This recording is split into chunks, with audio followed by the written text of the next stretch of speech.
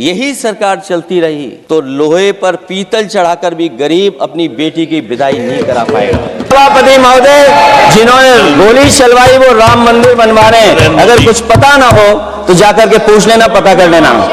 राजमाता पूजनीय अहिल्याबाई होलकर जी, उनकी मूर्ति थी, उसको बुलडोजर से तोड़वा दिया। श्री अखिलेश यादव जी।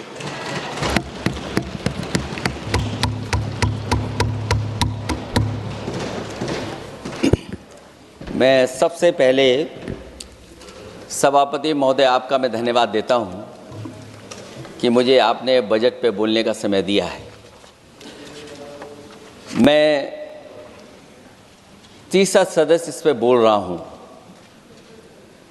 मैं अभी में से पूर्व कांग्रेस पार्टी के नेता माननीय शशि थरूर जी जो बात कह रहे थे, उन्होंने बहुत सारे आंकड़े दिए हैं। सभापति महोदय, वही मिलते जुलते आंकड़े हमारे पास भी हैं। जब कभी जवाब आए तो शायद उन आंकड़ों का जवाब भी आए। और जब वो अपनी बातों को ख़त्म कर रहे थे तो वो एक शेर पढ़ के गए हैं, मिर्ज़ा गालिब का एक शेर पढ़ के गए हैं सभापति महोदय। सभापति महोदय, यही शेर अगर बीजेपी को पढ़ना होता तो बीजेपी कैसे पढ़ती? अगर यही शेर बीजेपी को पढ़ना पड़ता तो वो पढ़ते कि हमको मालूम है स्वर्ग की सच्चाई, लेकिन दिल को बहलाने के का गालिब ये ख्याल की जगह सोच अच्छा है। सभापति महोदय, यही फर्क है। सबका साथ, सबका विकास। सभापति महोदय, बोलने से पहले मैं जब बजट को देख रहा था और अक्सर सरकार को पिछले कई सालों से चलता हुआ मैं देख रहा हूं, मैं कहना चाहता हूं, क्यों झूठे ख्यालों में दिन रात करें, जो बनाते हैं हवा में बातों के महल, आओ उनसे कुछ जमीनी बात करें। सभापति महोदय, बजट आने से पहले और बजट आने के बाद पूरा देश और पूरे देश में ये बहस चल रही थी कि अमेरिका को लेकर के डील होने जा रही है। सभापति महोदय, मुझसे पहले अभी जो भारतीय जनता पार्टी की माननीय सदस्य बोल रही थी, और भारतीय जनता पार्टी का ये पक्ष है कि हम लोगों ने दुनिया में बहुत सारे देशों से फ्री ट्रेड एग्रीमेंट कर लिया है। सभापति महोदय, मैं भारतीय जनता पार्टी की सरकार से जानना चाहूँगा, अभी कितने देश और बचे हैं जिससे आप फ्री ट्रेड एग्रीमेंट नहीं कर पाए हैं? कुछ ऐसे भी देश बचे होंगे शायद जिनसे आपकी इच्छा होगी कि हम फ्री ट्रेड एग्रीमेंट कर लें।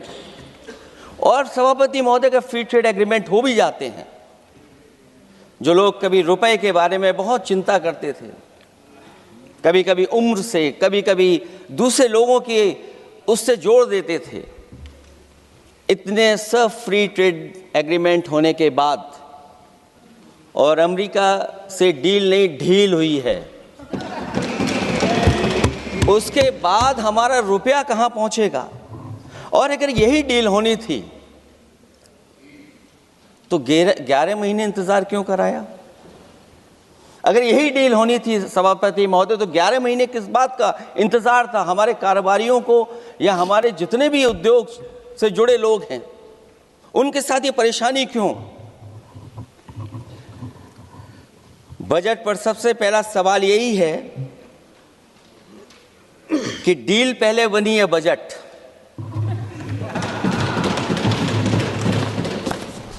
और बजट का हलवा यहां ज्यादा बटा के वहां।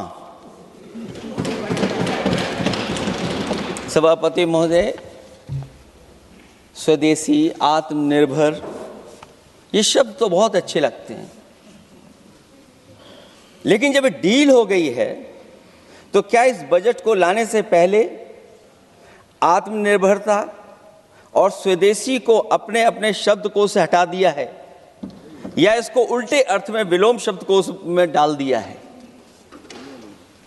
और ये डील नहीं है जो हम आप सब समझ पा रहे हैं, शायद 70 वर्ष के लोग ये नहीं समझ पा रहे होंगे, लेकिन पूरा देश समझ रहा है कि हमने अपना बाजार एक बार और खोल दिया है। $500 बिलियन का व्यापार एक तरफा, हमारे आत्मनिर्भरता कहां जाएगी? स्वदेशी नारा हमारा कहां जाएगा? हमारे देश की जनता भाजपा से कह रही है कि जहां तक हमें मालूम है डील एक तरफा नहीं होती है। क्या ये बनी वहां पहुंची यहां जहां जैसे कोई एक पक्षी मान रहा हो? जनता भाजपा से यह भी जानना चाहती है कि 0 बड़ा के 18।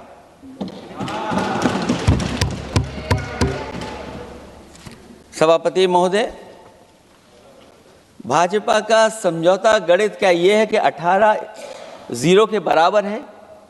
क्या 18 हमारा 0 के बराबर है? देश के किसानों, दुकानों, उद्योगों को बचाने के लिए खोखले शब्दों के अलावा भाजपा के पास कोई और सुरक्षा कवच या संरक्षण योजना है कि नहीं है? इसलिए मैं सभापति महोदय कहना चाहता हूं, ये बजट दिशाहीन है। इस बजट में कोई विजन नहीं है कि 2047 तक हमारा देश विकसित भारत बन जाएगा। और हम जैसे लोगों को, समाजवादियों को तो सरकार से पहले ही उम्मीद नहीं थी, और जिस सरकार से उम्मीद ना हो उसकी बजट से क्या उम्मीद होगी। इस बजट में पीडीए के लिए कुछ भी नहीं है। कोई योजना दलित, पिछड़ा, महिला, गरीब, अल्पसंख्यक या नवयुवक के विकास के लिए नहीं लाई गई है। ऐसा लग रहा है कि सरकार ने इनके बारे में सोचना ही छोड़ दिया है। और अगर जीडीपी हमारी 7% है और नॉमिनल जीडीपी की ग्रोथ केवल 8% है, जो कि लगभग 12% होनी चाहिए थी, इसके कारण लोगों के हाथ में कम पैसा है। और कारण ये भी लगता है कि हमारा प्राइवेट इन्वेस्टमेंट नहीं आ पा रहा है। जो लोग ये कहते हैं कि हम प्रति व्यक्ति आय बढ़ा रहे हैं, जो आंकड़े हमारे पास हैं, जो जानकारी हमारे पास है, वो आंकड़ा यही कहता है कि $3000 के लगभग प्रति व्यक्ति आय हमारी है। और अगर हम दुनिया से जब इतना ही जुड़ गए हैं तो 2025 की जो रैंकिंग है, हमारा स्थान 144वां है, 144th है। तो जहां हम इतना 10, 11, 12 साल से हम इतने बजट ला रहे हैं, क्या हमारे पर कैपिटा इनकम लोगों की नहीं बढ़ पाई? और सदन में, इसी सदन में कई बार ये पूछा गया कि जो लोग राशन प्राप्त कर रहे हैं, गरीबी रेखा से नीचे हैं, कम से कम उनकी पर कैपिटा इनकम क्या, ये तो बताना ही चाहिए सरकार को। और पिछड़ेपन को दूर करने के लिए कोई विजन नहीं दिखता इस बजट में। जैसे जब बजट आता है तो बजट में ढूंढते हैं हम लोग कि हमारे स्टेट के लिए क्या और खास नया आया होगा।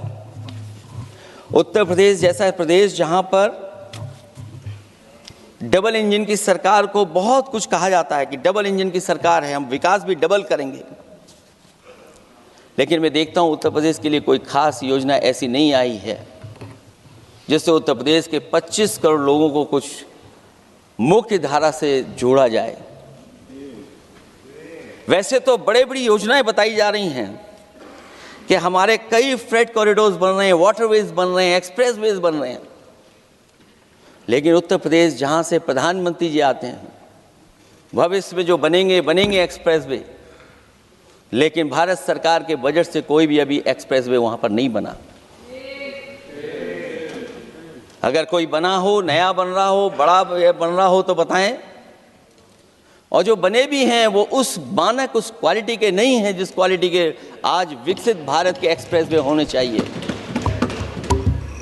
जो लोग भ्रष्टाचार पे बड़े बड़े सवाल उठाते हैं वो कम से कम अपनी सड़कों को देखें, अपने एक्सप्रेसवेज को देखें कि उन्होंने क्या बना करके खड़ा इतने हजारों करोड़ रुपए खर्च करने के बाद। इनके सबसे पहले प्रधानमंत्री अटल बिहारी वाजपेयी जी, उनके नाम से कोई एक्सप्रेसवे बन रहा था। सभापति महोदय, हम लोगों ने अखबारों में पढ़ा, कई लोग स्टेटमेंट भी देते हैं कि हम एक्सप्रेसवे बना रहे हैं।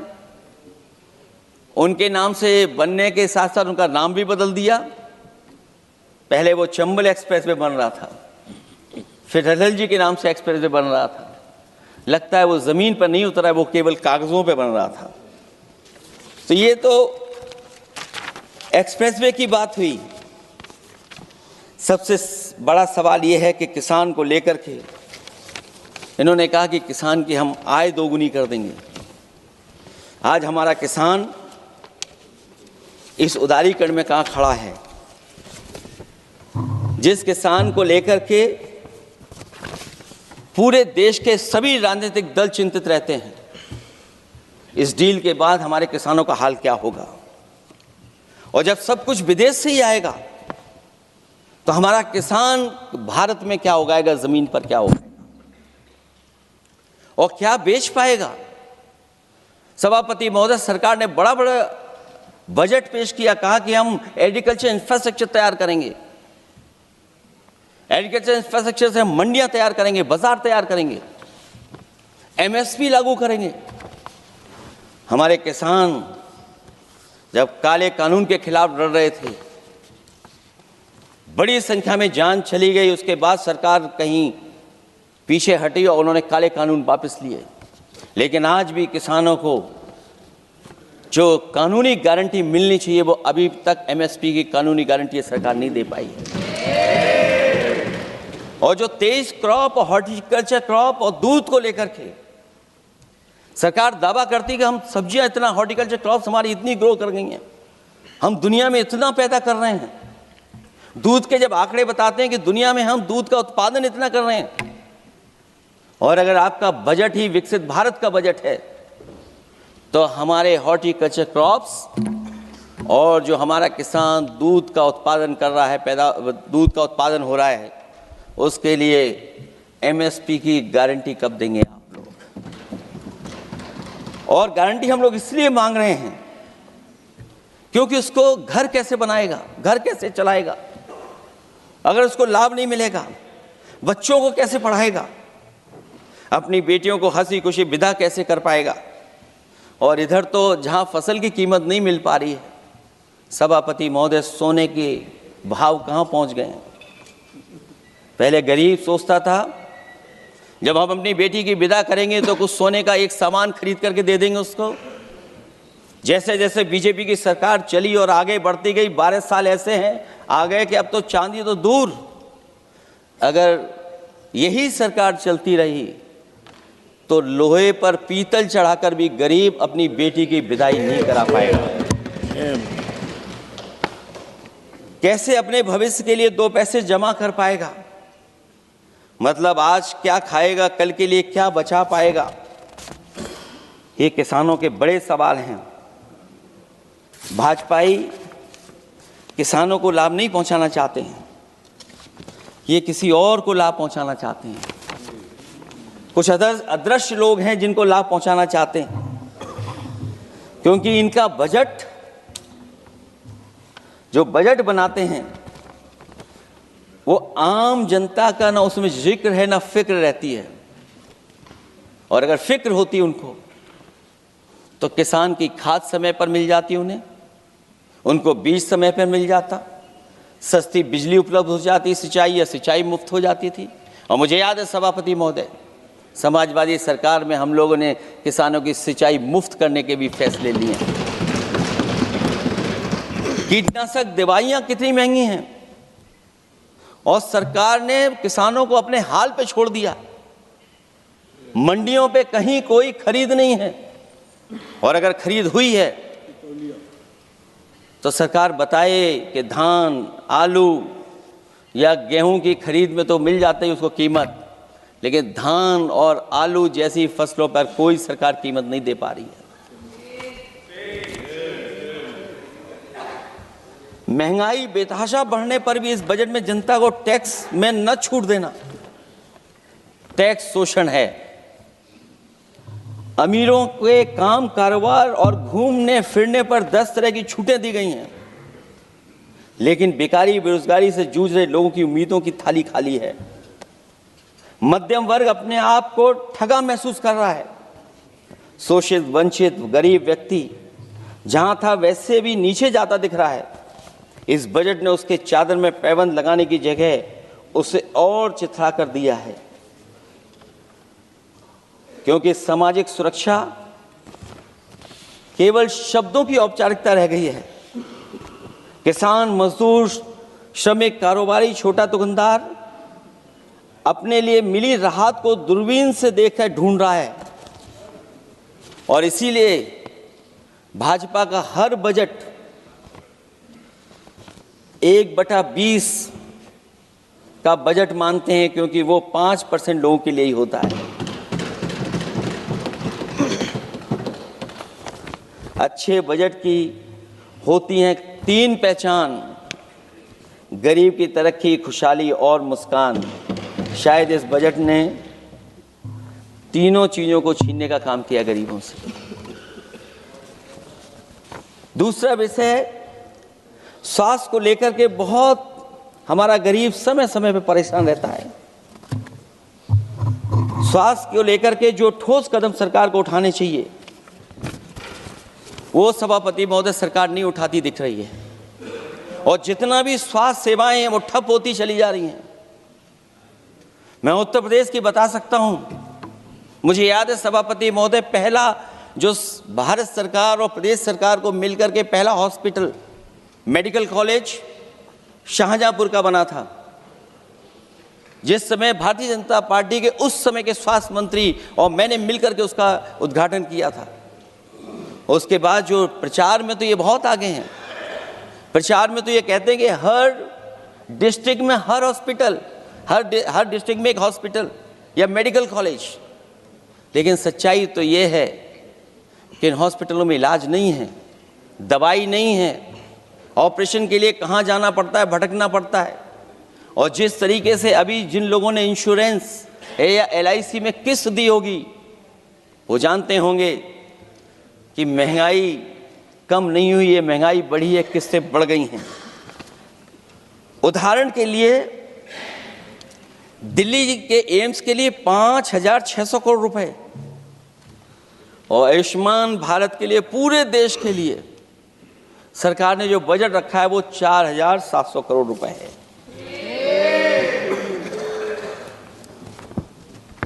सुनते हैं पहले उपवन में हर ऋतु में बहार गाती थी, कलियों का तो कहना ही क्या, मिट्टी में खुशबू आती थी। ये भी ज्ञात हमें उपवन में कुछ ऐसे भौरे आए थे, सारा चमन कर दिया मरघट, अपने साथ जहर लाए थे। लेकिन अगर चमन वाले ही भौरों के रंग ढंग अपनाएं, माली तुम ही फैसला कर दो, हम किसको दोषी ठहराएं। सभापति महोदय, मैं उत्तर प्रदेश से आता हूं, जहां पर प्रधान संसदीय क्षेत्र है। राजमाता पूजनीय अहिल्याबाई होलकर जी, उनकी मूर्ति थी, उसको बुलडोजर से तोड़वा दिया। सभापति महोदय, कोई कल्पना कर सकता है एक मणिकर्णिका घाट जो हमारी पौराणिक पहचान रही, सदियों से हमारी विरासत की पहचान रही, सनातनी काशी की विरासत रही, वहां पे इनकी सरकार ने प्रधान संसदीय क्षेत्र में बुलडोजर चला करके हमारी पूजनीय अहिल्याबाई होलकर की मूर्ति को इन्होंने तोड़ने का काम किया। और सभापति महोदय, केवल एक मूर्ति नहीं, वहां पर अगर हम गिनती करेंगे, 1 नहीं, 2 नहीं, 3 नहीं, 4 नहीं, 5 नहीं, 6 नहीं, 7 नहीं, लगभग 100 मंदिरों को तोड़ने का काम इसी सरकार में हुआ है। केवल मंदिर नहीं तोड़े गए सभापति महोदय, एक antique bell donated by Nepal नरेश, जो घंटा बजता था, सभापति महोदय, जो घंटा बजता था, नेपाल नरेश जिन्होंने गिफ्ट किया था, वो घंटा भी लापता है।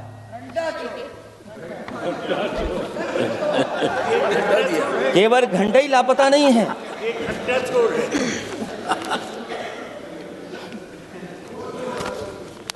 सभापति महोदय, नमामि गंगा को लेकर के हमारे कानों में अभी भी वो बातें गूंजती हैं कि माँ गंगा ने मुझे बुलाया है। क्या बात है कि पिछले 11 साल से माँ गंगा ने बुलाया नहीं किसी को। माँ गंगा बह रही हैं, जो उसके पैरामीटर्स हैं, जिस पैरामीटर्स को हर दिन नापा जाता है, उसमें डिसॉल्व ऑक्सीजन, COD, BOD और तमाम पैरामीटर्स, आज किस हालत में है माँ गंगा। कोई कह रहा था कि अब गंगा बहकर के दूर तक जाएंगी, लेकिन शायद वो ये नहीं जानते होंगे कभी कभी उल्टी गंगा भी बहती है। जब उल्टी बहेगी तो यूपी के आते आते आप बाहर हो जाएंगे। सभापति महोदय, नमामि गंगा, माँ गंगा में जुड़ने वाली नदियां, वरना नदी को एक संरक्षण कैसे हो, ब्यूटिफिकेशन कैसे हो, रिवर फ्रंट कैसे बने, उसकी शुरुआत की थी। लेकिन सभापति महोदय, इनकी बुलडोजर सरकार ने उसका काम रोक दिया। काली नदी किस हालत में है। यमुना के बारे में दिल्ली की सरकार जब बनानी थी तो कहा कि हम दुनिया का सबसे बेहतर रिवर फ्रंट बनाएंगे यमुना पर। इसी राजधानी में कहा गया। आज बताइए यमुना की हालत क्या है। और अगर यमुना दिल्ली में गंदी हो रही है तो ये बह करके जब यूपी जाती है तो मथुरा में भी गंदी है। और थोड़ा बहुत साफ गंगा इसलिए हो जाती है क्योंकि जब चंबल का पानी उसमें जुड़ता है, थोड़ी बहुत यमुना साफ हो जाती है। उसके बाद यमुना में भी कोई सफाई का सरकार ने इंतजाम नहीं किया। और आज भी मैं कहता हूं, देश का सबसे अच्छा रिवर फ्रंट अगर कहीं बना है तो लखनऊ में बना है, गोमती रिवर फ्रंट। जो लोग ये कहते हो कि दूसरा रिवर फ्रंट अच्छा है, मैं उनसे कहूंगा कि अभी लखनऊ के रिवर फ्रंट पर भी घूम करके आइए, तब आपको मालूम पड़ेगा कि रिवर फ्रंट क्या होता है।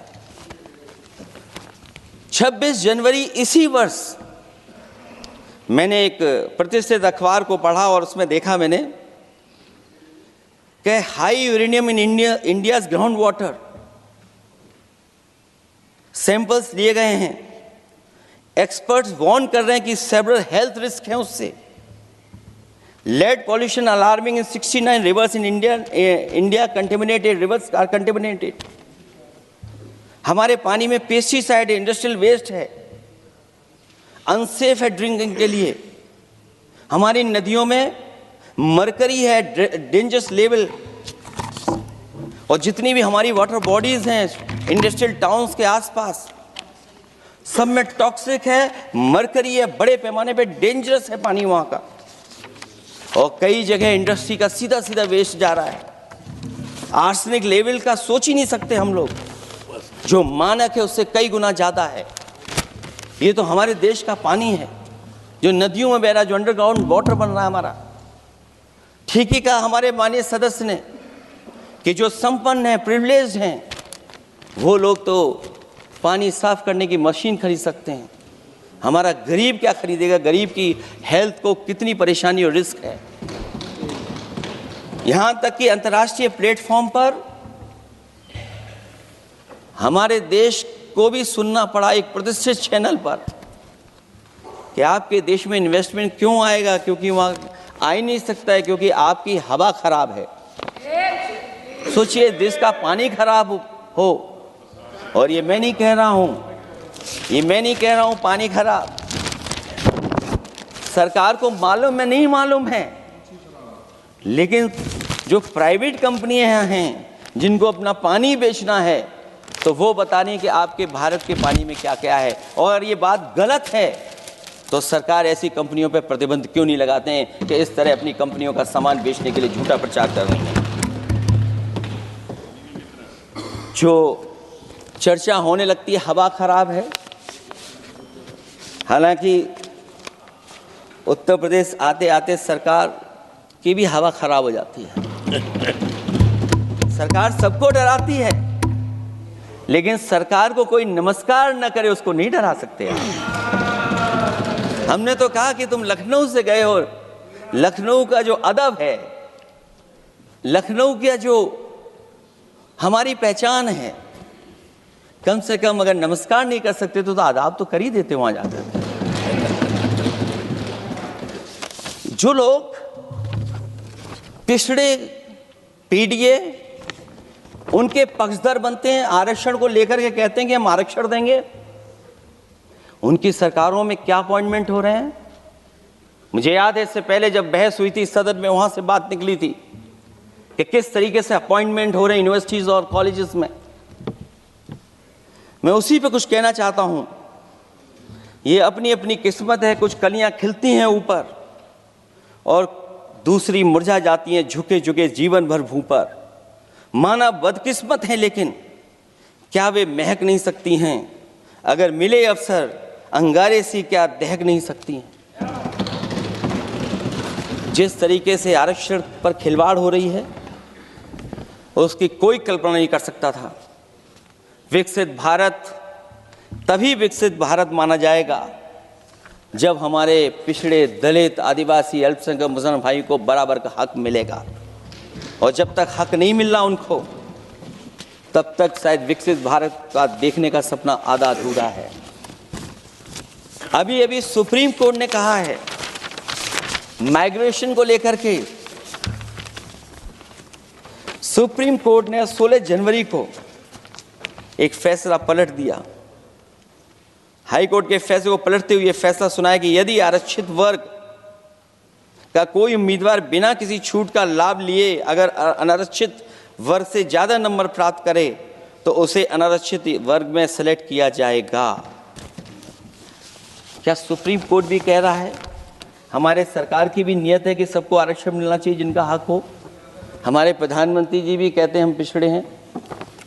हमारे दूसरे नंबर के नेता, क्योंकि उन्हें सनातनी बनना था, अपना धर्म बदल के दूसरा धर्म लिख लिया उन्होंने। तो कम से कम पिछड़ों का तो ख्याल करिए आप। जब पिछड़ों का ख्याल करोगे तभी आपका देश विकसित बनेगा, भारत विकसित बनेगा। अगर आप पिछड़ों को छोड़ देंगे, दलितों को छोड़ देंगे, आदिवासियों को छोड़ देंगे, अल्पसंख्यक भाइयों को छोड़ देंगे, तो आप कैसे विकसित भारत बनाएंगे? एक आर्थिक बराबरी है, दूसरी सामाजिक बराबरी है, और मुझे लगता है बजट से ना आर्थिक गैर बराबरी दूर हो रही है, ना सामाजिक गैर बराबरी दूर हो रही है। और इनकी सरकार में कितना भेदभाव है। सभापति महोदय, केवल चुनाव जीतने के लिए सोचिए। एक 72 साल के बुजुर्ग पर मोईद खान साहब, आप जानते होंगे आपके क्षेत्र में, मदरसा टाउन एरिया। सभापति महोदय, बीजेपी का लक्ष्य केवल है चुनाव जीतना। इन आंकड़ों से क्या मतलब?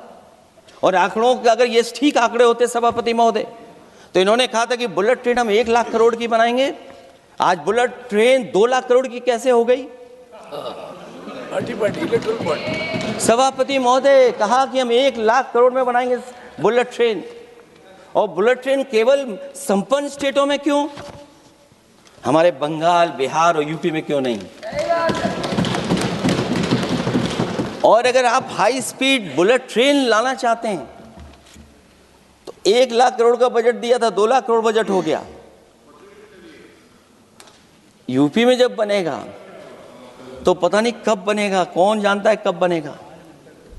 चुनाव जीतने के लिए इनकी सरकार के लोगों ने झूठा फंसाया। ये सब जुमला है, जुमला। झूठा फंसाया, और इसलिए फंसाया कि वो मुस्लिम है, इसलिए फंसाया। 72 वर्ष के बुजुर्ग को 19 महीने जेल में रखा गया। समाजवादी पार्टी को बदनाम किया गया, और केवल इसलिए कि चुनाव जीत जाए आप, अयोध्या का चुनाव जीत जाए, क्योंकि अयोध्या का चुनाव हारे थे आप लोग। मैं अयोध्या की महान जनता का धन्यवाद देता हूं कि उन्होंने कम्युनल पॉलिटिक्स का समापन किया है। वो विकास के रास्ते पे जाना चाहते हो। मैंने पहले भी कहा, फिर कहता हूं आपका विकास अयोध्या का तो मैं जानता हूं कैसा है, क्योंकि लोगों ने काशी को क्यूटिव बनते नहीं देख पाए। अगर हम सब सदस्य हैं और हमारे प्रधान सांसद के संसदीय क्षेत्र को अगर हम क्यूटिव न बना पाए, आप विरासत मिटा रहे हैं। वहां पर कई सौ पुरानी दाल मंडी जिसमें केवल वोट नहीं मिलता, इसलिए दाल मंडी को आप डिमोलिश कर देंगे आप। अल्पसंख्यक बनारस और इसको अयोध्या को जीतने के लिए 72 वर्ष के एक व्यक्ति को झूठा केस लगाया, झूठा फंसाया, जेल भेज दिया। और न केवल उसको जेल भेजा बल्कि उसकी दुकानें और उसकी बेकरी पर भी बुलडोजर चला दिया आपने। क्या डेमोक्रेसी में हमारे बुलडोजर का कोई स्थान है क्या? हाई कोर्ट कहता है कि आप फैसला सुना सकते हैं क्या? कोर्ट कहता है कि आप कौन हो गए फैसला सुनाने वाले लोग? और फिर आप लोग कहते हैं कि हर घर जल और नल। सभापति महोदय, इन्हीं के विधायक ने मंत्री जी को घेर लिया, इन्हीं के विधायक ने मंत्री जी का अपहरण कर लिया और ये कहते हैं कि हम तो, हमारे कोई अराजकता नहीं है। ये कहते हैं इन्वेस्टमेंट लाएंगे, हम एमओयू साइन करेंगे। सभापति महोदय, देश के प्रधानमंत्री, देश के सबसे बड़े उद्योगपति उत्तर प्रदेश पहुंचे थे, एमओयू साइन किए गए, लाखों करोड़ के एमओयू साइन हुए। और एमओयू साइन होने के बाद जमीन पर कितना उतरा ये बताए सरकार। एमओयू के बाद सरकार बताए कितना जमीन पर उतरा है। इन्होंने जब कश्मीर का 370 हटा रहे थे सभापति महोदय, हाँ ना, बजट ही है ये एमओयू में, क्योंकि इंसेंटिव अगर नहीं देंगे तो कौन आपका इन्वेस्टमेंट लाएगा? ये राज्य का विषय नहीं है सभापति, राज्य से प्रधानमंत्री आते हैं। और आपने ये कहा कि प्रधानमंत्री के क्षेत्र में हमने, देश में कहा कि हमने 1000 किलोमीटर मेट्रो बिछाई है। आपने देश के प्रधानमंत्री के क्षेत्र में क्यों नहीं मेट्रो बिछाई? क्यों नहीं बिछाई आपने? आपने देश के प्रधानमंत्री के क्षेत्र को एक्सप्रेस से क्यों नहीं जोड़ा आपने? क्योंकि आपके पास बजट नहीं है। अटल बिहारी वाजपेयी जी के आपने नाम से एक्सप्रेस क्यों नहीं बनाया? बताइए आप, ये बजट नहीं है आपके पास।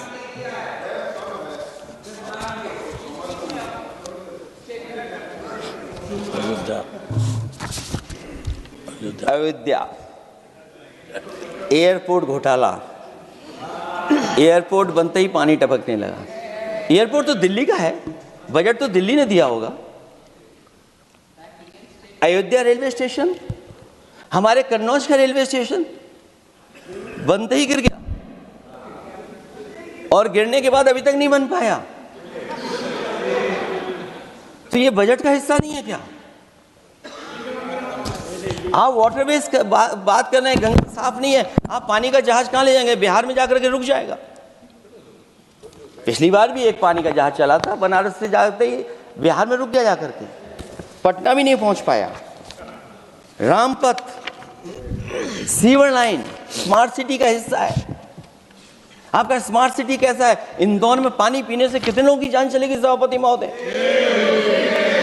और कोई शहर बता दीजिए जहां कूड़ों का ढेर ना हो। जब देश के प्रधानमंत्री जी ने झाड़ू उठाया हो और उसके बाद भी कहीं कूड़ा ना हटे सभापति महोदय। भजन संध्या स्थल घोटाला हुआ, अंतर्राष्ट्रीय मीडिया सेंटर बनाया, उसमें भी पानी गिर रहा है। लाइट सजावट की चाइनीज आई हैं। हमारे देश का कारोबार कैसे उलझा दिया आपने? चीन और अमेरिका और थोड़ा बहुत रशिया, विदेश नीति तो असफल हुई है, लेकिन हमारा बाजार को भी पूरा बेच दिया।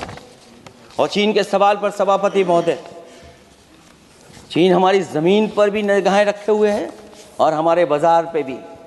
इसलिए जो सरकार फैसला ले बड़ी सावधानी से ले। मैं कितनी बातें बताऊं, वहां पर सेना जमीन ले लिया, जमीनें जाने कहां चली गई हैं। इसलिए सभापति महोदय, ये बजट दिशाहीन है। ये 2047 में हमारा विकसित भारत तो नहीं बनेगा। और जिस तरीके से बेरोजगारी बढ़ी है, बेरोजगारी को लेकर के जो चिंता रही, हमेशा रहती थी, और जो सरकार ने बड़े बड़े फैसले भी लिए थे, जानकारी दी थी कि हम बेरोजगारी ऐसे दूर कर लेंगे। मेक इन इंडिया का जो सपना दिखाया था, आखिरकार मेक इन इंडिया का सपना कहाँ पूरा हो पा रहा है? मेक इन इंडिया का जो शेर था वो जंग खा रहा है सभापति महोदय। जो योजना लेकर के आए थे एम्प्लॉयमेंट लिंक्ड इंसेंटिव्स, सरकार बताए कि हमें कितना उसमें लाभ पहुंचा है। 2024-2025 के बजट में इन योजनाओं के लिए 33,000 करोड़ रुपए आवंटित किए गए थे, लेकिन खर्च कितना हुआ? 1,700 करोड़ रुपया केवल। एक आपने पिछली बार सपना दिखाया था कि इंटर्नशिप की योजना, इंटर्नशिप वाली योजना जो घोषित की, जिसके लिए 10,000 करोड़ रुपए आवंटित किए थे आपने, लेकिन उसमें खर्च कितना हुआ है? 500 करोड़ रुपया। और जो लक्ष्य रखा था आपने रखा था 5 साल में 1 करोड़ लोगों को, लेकिन इसमें आए कितने? 1,65,000 लोगों ने फॉर्म भरा, ऑफर दिया उन्होंने, लेकिन फाइनली जिसमें ऑफर जिसका सिलेक्ट हुआ वो केवल 16,000 लोगों को काम पहुंचा है। सोचिए, हमारा देश इतना बड़ा, जहां करोड़ों को आप इस योजना से जोड़ना चाहते थे, केवल 16,000 लोग जाएंगे उसमें। ये आपको बेरोजगारी खत्म करने की योजना है आपकी?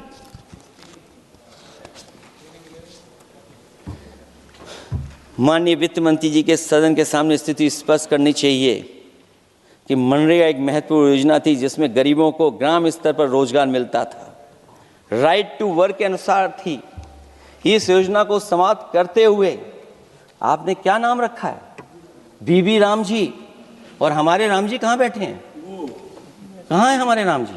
पीछे बैठे, जिन्हें बचपन से हम देखते आए राम जी। ये हमारी खुशकिस्मती है कि राम जी सदन में बैठे हैं, लेकिन आप राम जी का अपमान कर रहे हैं। आपको उनको यहाँ नहीं बैठा सकते, आपको यहाँ बैठाना चाहिए नंबर 2 पर। अगर आप सच्चे मायने में सभापति महोदय बीपी राम जी, आप कृपया देखिए, वित्त मंत्री राम जी को ही नहीं जानती हैं। अखिलेश जी, हे भगवान, अखिलेश जी आप कृपया बजट पे आ जाइए। आप कृपया बजट पे आ जाइए अखिलेश जी। सभापति महोदय बजट पे आइए, बजट पे आइए। एक मिनट क्या बोले? फिर बोलना दोबारा। नहीं, आप बजट क्या बोलिए? नहीं, सभापति जी बोलिए। नहीं सभापति महोदय, नहीं, जिन्होंने गोली चलाई वो आपका राम मंदिर बना रहे हैं। सभापति महोदय, जिन्होंने गोली चलवाई वो राम मंदिर बनवा रहे हैं। अगर कुछ पता ना हो तो जाकर के पूछ लेना, पता कर लेना। आधी अधूरी जानकारी के साथ मत आया करो यहाँ पर। अब आप बताइए सभापति महोदय, बीबी राम जी नाम बदल दिया आपने। यूपी जैसा बड़ा स्टेट, उसको क्या मिलेगा अब, जहां पर 1,000 ग्राम सभाएं अर्बन हो गई हैं। जब 1,000 ग्राम सभाएं अर्बन हो गई हैं और 40% व्यय प्रदेश सरकारों पर डाल दिया गया है, ये स्कीम कैसे चलेगी आपकी? मैंने पहले ही कहा था कि एमएसपी की लीगल गारंटी मिलनी चाहिए। और जिस तरीके से किसान आत्महत्या कर रहा है, एनसीआरबी के आंकड़े सरकार के पास होंगे कि किसान कितनी आत्महत्या कर रहा है। जिन्होंने ये कहा कि 2022 तक हम दोगुनी आय कर देंगे। हाँ बताइए, आलू की पैदावार की क्या आय दोगुनी हो गई? धान की पैदावार करने वाले की आय दोगुनी हो गई? आपको गाय से बहुत प्रेम है। हमारे क्षेत्र में खुद एक काऊ मिल्क प्लांट बना, यूपी का पहला काऊ मिल्क प्लांट। आपकी सरकार ने उसको बंद कर दिया। आप कहते गाय की सेवा करो, लेकिन पहला यूपी का काऊ मिल्क प्लांट वो आपसे बंद हो गया।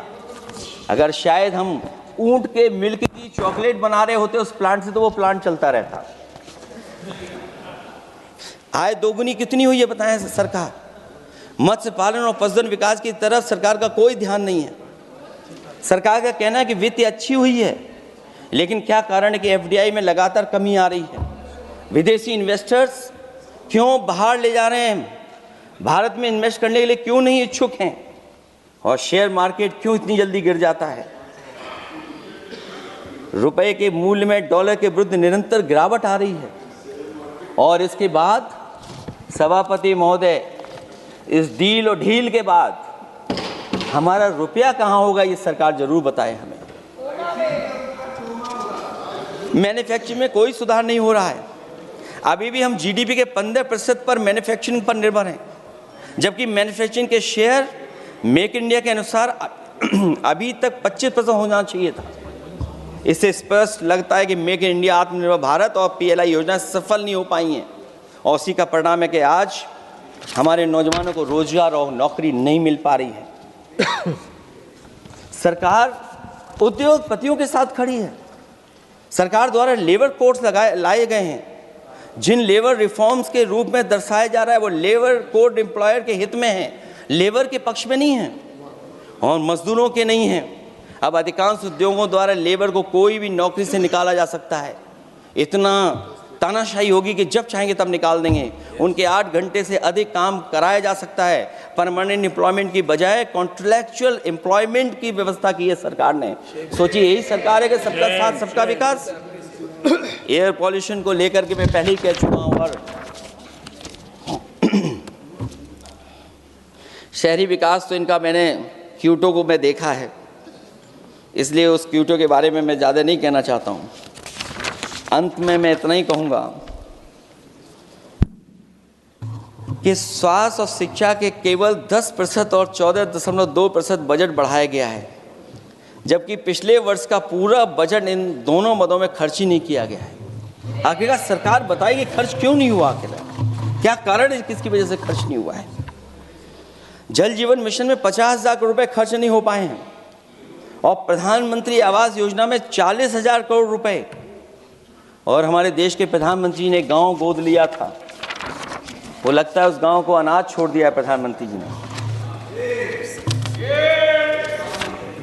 वो गांव ही अनाथ छोड़ दिया है। आरबीआई के डेटा के अनुसार इनकम में जो नीचे 80% हैं, उनकी इनकम का शेयर 36% से घट करके 32% हो गया है, और हर वर्ष में रियल वेजेस 2% कम हो रही हैं। आखिरकार इसका कारण क्या है? मुझे उम्मीद है सरकार बताएगी कि इसका कारण क्या है कि जिसकी वजह से लगातार गिरावट होती जा रही है।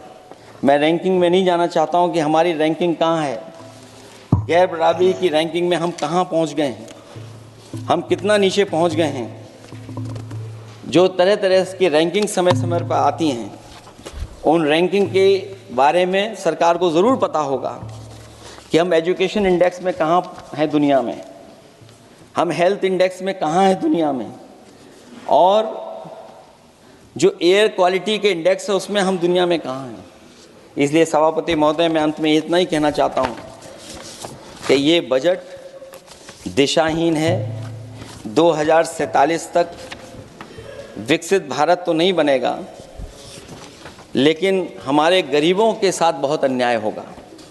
जिस तरह एआई पे बात की गई है, एआई अगर अच्छाई और भलाई के लिए हो तो अच्छी बात है, लेकिन पता नहीं भारतीय जनता पार्टी पे कितना रिसोर्सेज हैं कि एआई और जितना भी हमारा वो है जो बजट है, वो सबसे ज़्यादा खर्च वो करते हैं दूसरों को बदनाम करने के लिए। इसलिए इन्हीं शब्दों के साथ मैं सभापति महोदय का धन्यवाद देता हूँ।